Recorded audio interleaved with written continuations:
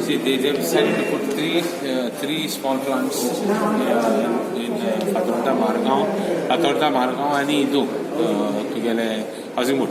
Now, Idu dark spots will be cleared. But daily segregation ahati. I'll foment to get a decision that Goa waste management and Gyopachi. Now, आम्ही एक system का नाजून देखो आम्ही जाग्यार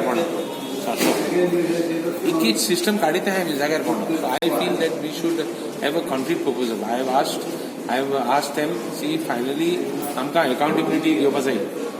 If there is no accountability, we will not be able to. So once we give it to, I will demand an accountability from Goa management. I'll think about everything kind of wrong जावपाक जायना and tax cost clear जावपाक जाय. सगळी ते responsibility घेता जाल्यार आम्ही help करता. Second thing, आमकां संस्था काढलो जायो. संस्था काडपाक संस्थेक ते रेमिडिएशन करपाक आमगे हेल्प आसतलें. My condition very simple. Don't go to Raya Panchayat.